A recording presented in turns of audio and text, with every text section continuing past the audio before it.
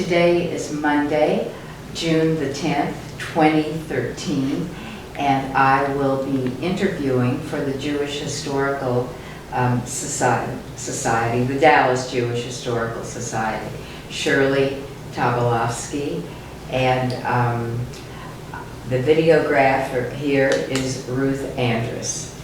So we'll begin. Hi, Shirley. Hi.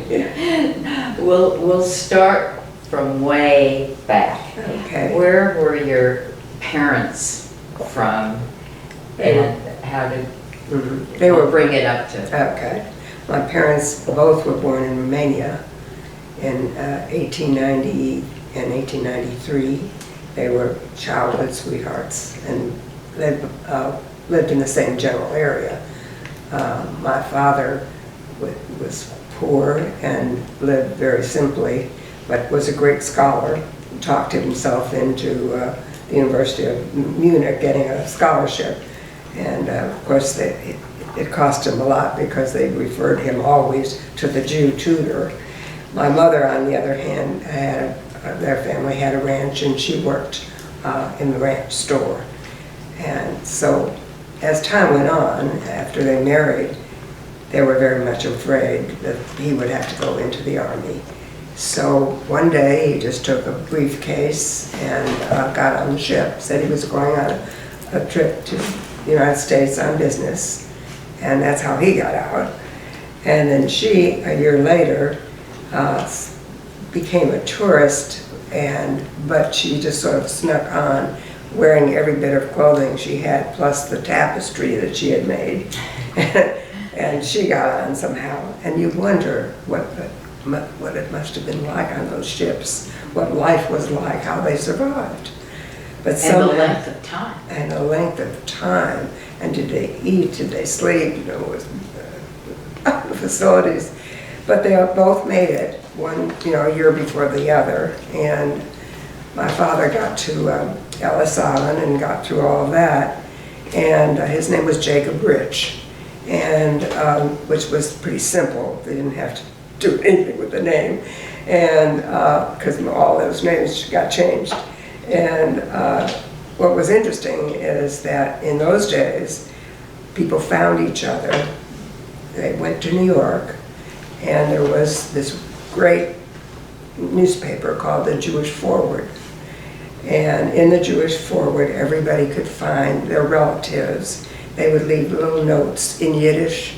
Where are you? Looking for Jacob Rich, looking for Annie Goldfarb. This is your uncle. Come to such and such a place. It was wonderful. It was the Google of their time. I mean, it was really social media. And they found each other, and this relative made sure that my father got to Chicago, which is where he had other relatives in the fur business. And so that's where he landed. And my mother followed him, of course, the same way. And they were in fur business together for a while, although after a while, of course, she started having children, so that took care of that. But the first thing she wanted to do was learn English. So she went to night school to learn English. He already did know quite a bit of English. And their role in life was to raise their children to go to college. That was a great necessity. How many children? Well, first they started out with two little girls, Lolly, and then 6 years later, Billy.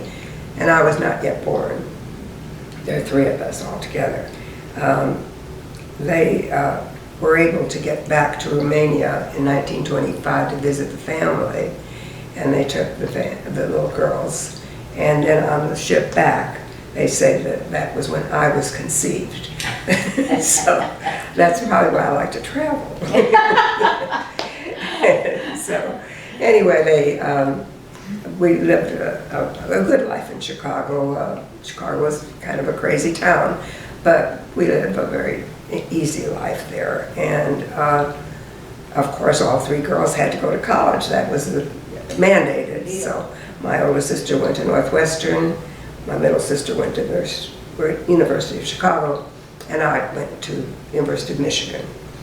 And after that, I went to Los Angeles with my older sister. She wanted to go there to live, and I found it horrifying. It was right after the war, and I don't think there was a single native Californian in the whole place. It was absolutely horrifying. You didn't know who was what and where they came from. So after 2 years, when my sister Billy, who was living here in Dallas, invited me to come and be with them, maybe babysit a little bit, in 1950 I came here. And that was such a difference in the way of life and in the people you met. There were natives. There were people that were literally born in Dallas, you know.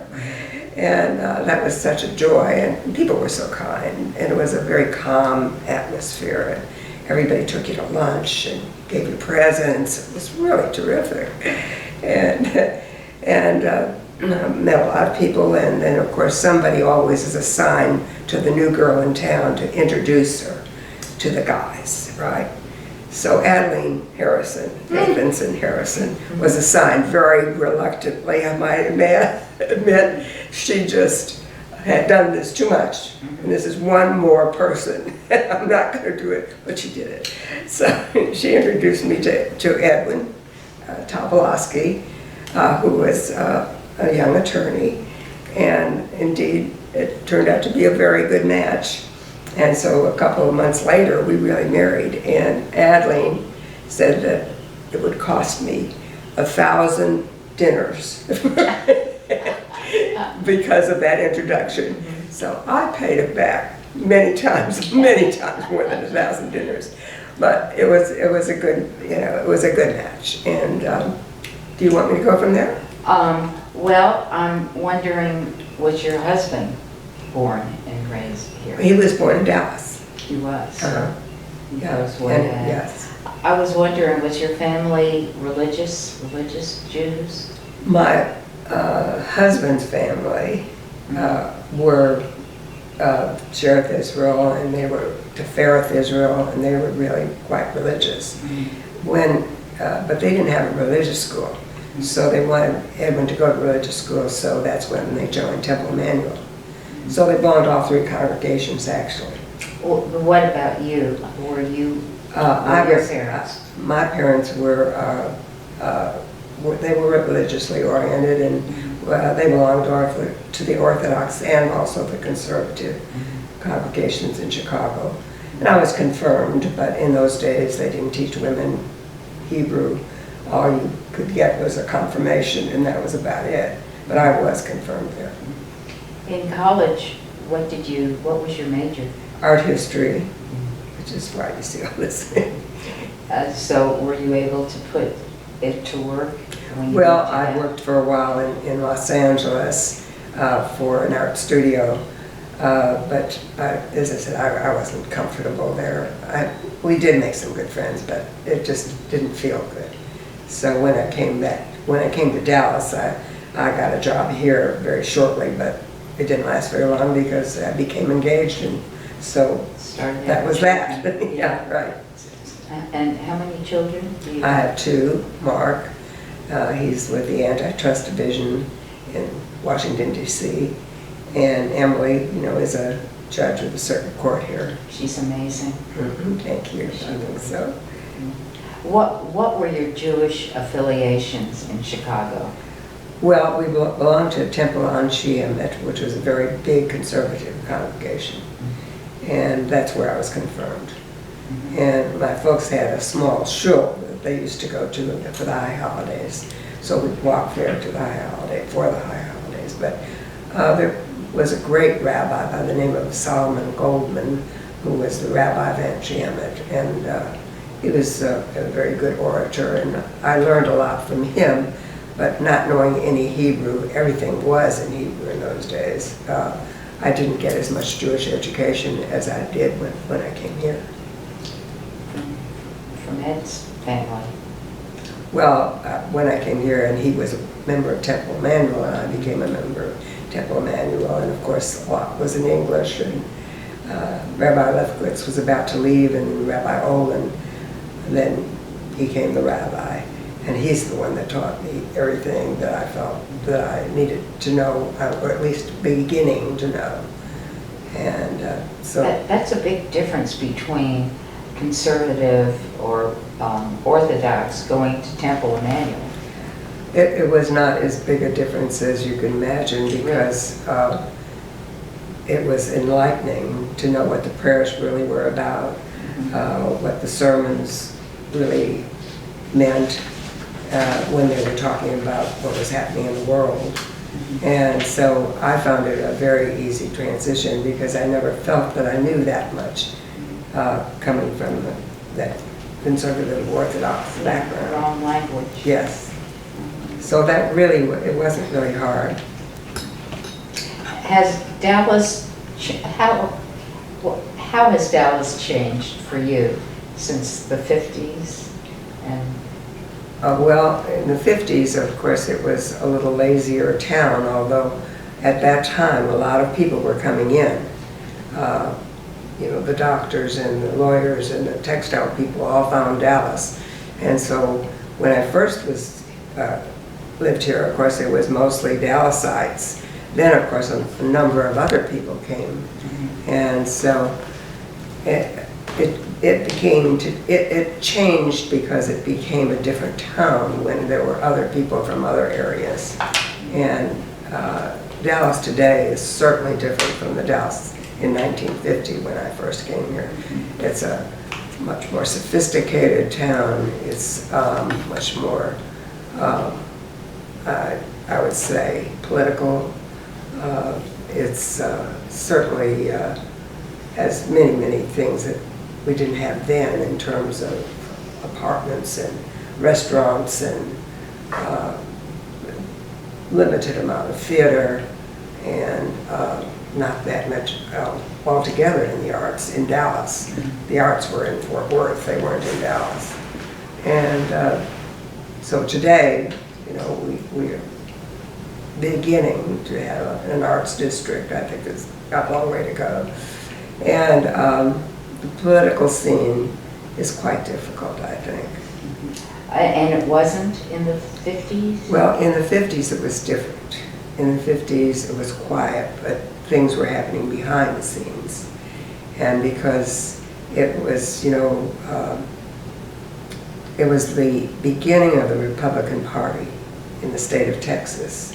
And there was a reflection here in Dallas of that feeling and the conservative aspect of it. Now, Dallas was always conservative, but this was a newer group of people that began to form the Republican Party, because as you know, Dallas, Texas was always Democratic. And so around the time, of course, of the assassination, it was a very, very dark time here. And there was a lot of fear. And people didn't trust the government. There was just so much going on. Oh, I remember. Yes. John Birch. Right. And I had my own little example of that, because my kids were in Arthur Kramer PT school, and I thought it would be good to be part of the PTA. Everybody's supposed to do that. And our friends began to notice that the same people were heads of the PTA. Every year, the same people got reelected, or their friends got reelected. And we began to wonder why. And doing further digging, we discovered they were afraid to let any of the Jewish students, mothers and fathers, in, because they were going to be bringing in federal aid to education. And they were so afraid that it would be integrated and that the government would come in and run the schools. That was happening in those days. That was that early movement. And so, but we got a little coalition together, and we determined that wasn't going to hold. And so, of course, somebody had to agree to be president, so it was me. So I agreed to be president if elected, and it was, a unanimous election. People began to understand and work together, and the feds never did come, so everything was really okay. But that was sort of the feeling. They were very fearful, and they were fearful of people from other ethnic backgrounds. So at that time I was part of a panel of American women, which was a group started by the American Jewish Committee, and it was made up of women. The head of it was Carolyn Tobian, who's now Carolyn Clark. And what we did is we had a African American woman, a Hispanic woman, a Catholic woman, a Jewish woman, and of course an Anglo-Saxon. And we would go to the smaller towns and talk about ourselves. We felt that was an introduction to the fact that everybody has the same concerns. Everybody has kids in school, whether you're black or you're Jewish. I had one funny thing. Somebody came up to me and said, "I didn't know Jews could have red hair." And some had never met a Jew, and a lot of them certainly didn't personally know any blacks. And so it was an interesting time. Now that has changed, of course. We've come a long way from that, if you're talking about what's happening now. But that was the forerunner. And this is the late 50s, early? Yeah, this was, at that time, it was, right around that time, yeah. A question that I always ask, did you meet with any anti-Semitism? You know, overt anti-Semitism, not the subtle stuff, yeah. Only in the sense that I was quite aware that the country clubs were saying, you know, we're not permitting Jews. I knew that. And of course,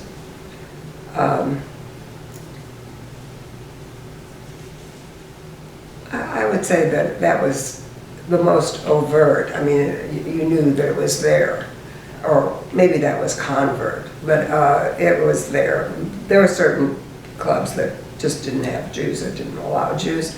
And there were certain groups of people that did not socialize that much with other Jews, with Jews. And this was kind of the after five sort of situation where they were belonging to other churches. There were Catholics in those days that wouldn't even go into a temple, into a synagogue. Now that, of course, has changed too, and there's much more integration, religious integration.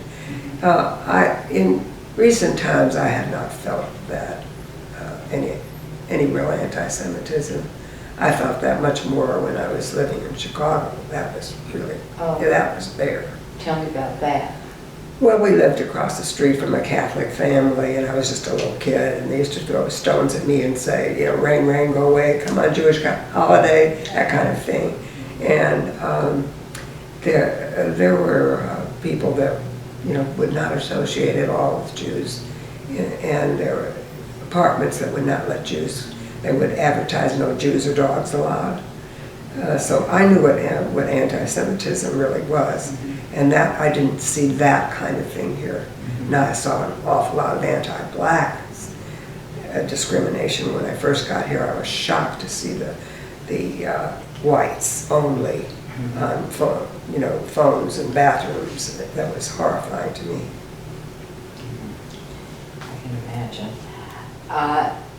Tell me, so you first got involved with the community through actually the PTA. Well, that was morphed into the group that had the Jews, a Jew, a Catholic, a black. What was the name of that? The Panel of American Women. Panel of American Women. Yeah, that was all part of my desire or my worry about the fact that we needed to come together. And that desegregation time was very difficult here. And my kids were in public schools, but they graduated from public schools right before all the changes came. But there was a lot of concern. About the other organizations, I mean, you're pretty famous in this part of the world. But I just couldn't say no, that's why. Where did you, what became your interest after panel? Well, what happened was I was surrounded. My sister was president of the sisterhood. My husband was president of Jewish Family Service and later became president of Golden Acres. I mean, I had no chance. I had to slip in. I had to do something, and I did want to do something. So I also became president of the sisterhood and was very active in that, and active in National Council of Jewish Women. I was, head of the women's division for the Federation. But, and there were other things, of course, that I did, or committees and so on. But I guess what really drove me eventually to do something more specific was the fact that I began to see that nobody was paying any attention to the aging population. Herb Shore, Dr. Herb Shore, was a great influence on that, and Edwin as well. He used to say, everybody likes to take care of those little kids. Everyone wants to do something for those darling children, but nobody wants to do something for the older person who has many needs. And I saw that it was really true. Visiting at Golden Acres a lot, where there were no family members that came to visit. The idea is that, there are a lot of people who couldn't get around, who had health needs, who had, just all the needs that the children had, the older people had as well. So my answer to that was to try to get these organizations that I was very much a part of together to see if we could build coalitions and try to educate people about what the needs of the elderly were. And so I've written down some of these seminars that we gave, and I'll read them to you when you want to hear them. Sure. Well, we talked about crime against the elderly, abuse, neglect, and exploitation, myths and realities. There were just so many things that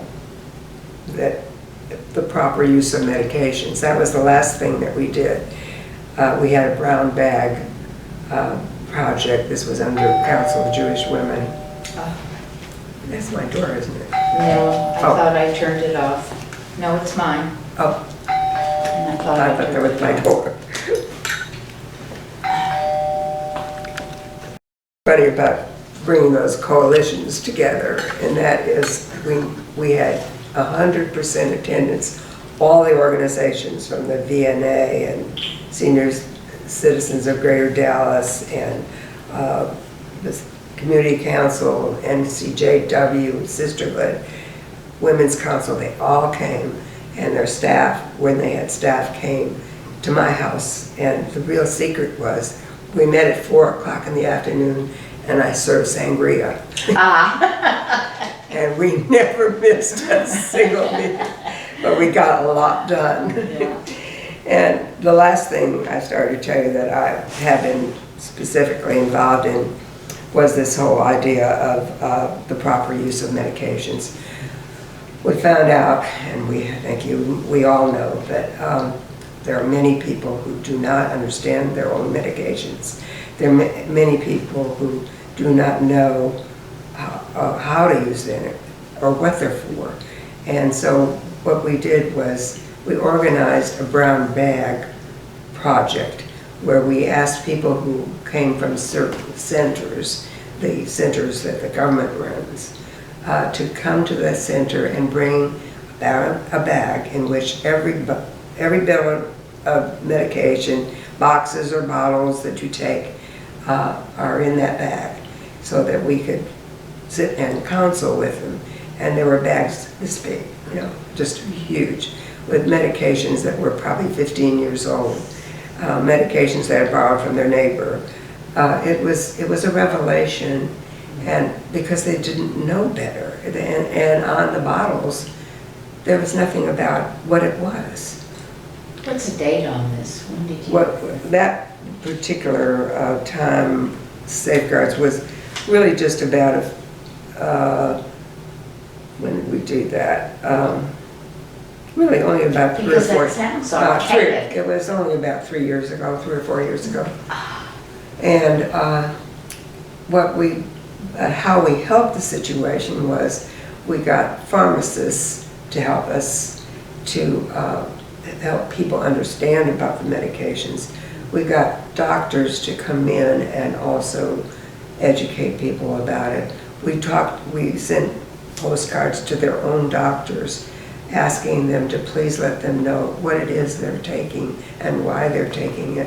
And we got wonderful cooperation, really did. The doctors wanted to help, and the pharmacists were the greatest because they know the most about medications. And I think that we did make some imprint because we did get some of these companies to write in big block letters on the bottles how to take them, what it was, how what hours of the day you take them or how many times you take them. And so that was a very good project, and it went on for quite a while, and we hope that it's still going on in people's homes. So that was the last project that I did, but I haven't stopped. I still do things. What like? Well, right now I'm involved in an education project, and it's called Scholarships. And what it is it's an education project that involves people who are in fields of technology and science and arts and other kinds of activities, who are really role models for kids. These are people who have established themselves, and I can read you some of the names. You would know all the names of these kind of people.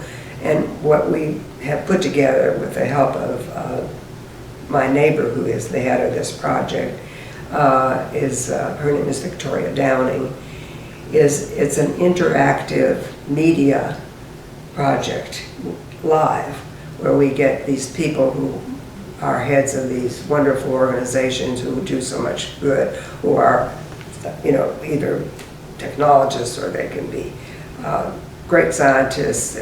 We've had Coco the clown, the monkey, his trainer. We've had all of these people come to studios, and then we have, through technology, been able to get to 7 schools in Dallas and in California to get kids to ask these people questions about how did they get to be where they are, what is it like to be ahead of something. And most of them started out just like all these kids, and so the idea is for them to have role models and to further their education so they can get to be where they are. And the kids have loved it because, to talk to the head of Disney, to be, able to talk to people that are way up there and doing wonderful things. How old are the kids? The kids are mostly middle school and high school. And so they each school gets a chance to ask 4 questions, and they prepare in advance. And it's just such a thrill for them to actually ask, what they want. And, we have some black people who have done some wonderful things. We have Hispanics, we have Anglos, of course, and women. And it's just been a wonderful project. So that's kind of where I am right now. Oh my gosh. And this would be just a woman's project, not men and women. Well, the role models are men too, but no, and we have a group of people that are a committee, but the Victoria, who's my neighbor who runs this, is the one who is the moderator, and she, of course, is the one that has started this project. It was based on, the reason it's called CHIPS, it was based on the man that created the chip, Kilby, and he was a very sad, and I'm not sad, I guess I would put very quiet man who never got really recognized until recent years for developing the chip, which is the whole heart of the technology of today. American? Yes, he worked for TI. And one summer he discovered this chip, and they didn't know what they had, and they sort of, let him go. He moved on, And Victoria, this is my neighbor, heard that nothing had been done to honor this man, and so she developed a whole foundation in his honor, and out of the foundation has come this project. And that's why it's called the Chips. So it's, you know, there's so many things to do in this country, this world, this city. There are just so many opportunities still to do. You know, we had a lot of reason. One of the reasons we could do so much during a particular time is women didn't work in those days, and so they were interested in volunteering. Today it's harder to get volunteers because everybody's so busy, and young mothers are so busy. They're working, they've got the activities for their kids, so it's harder and harder to get people interested, but people still want to do something. It's just they want to do the short range things, you know, the kind of things that over a short period of time. It has a beginning, a middle, Yeah, and right, yeah. right. Yeah. Well, I would call you a career woman with all, you know, I mean, with all these things, but what impresses me is you're finding the need. I mean, you're very creative. You're really very creative. Well, we had a lot of wonderful people. The thing I've always found to be the most effective is getting your boards and your staff together. I know organizations in the past would have some kind of separation. The staff would do the work and the volunteers would just say yay or nay. That doesn't work. And you have to honor your staff the way you honor your volunteers. And that's really how things happen, because vision comes from both. And so if there's anything I've learned, it's to really value that combination of staff and board and volunteer. Do you have any definite role models from, I guess it would be your husband? Well, my husband, my sister, who is, you remember Billy, don't you? Yeah, she was wonderful. She was brilliant, and she was one of these visionaries herself. And Herb Shore, for sure. And right now I'm very active with the Senior Source, and Molly Bogan is chair of that. It used to be Senior Citizens of Greater Dallas. It's called the Senior Source, and it's an organization that deals with all the issues concerning seniors. It's a great organization, and she's a wonderful leader. So I've learned a lot from her and worked with her. And but all of these organizations, VNA, all of them, they do wonderful work, and it's just there's there's not enough to go around, not enough money, not enough people to do all the things that have to be done. So we all know that. Well, like I said, I consider you a career woman. Have you had time to have any hobbies other than your career? Well, that's very funny. Cooking. Yes, I love art. I'm not an artist, but I love art. You know, art institutes and art museums, and I like to read a lot.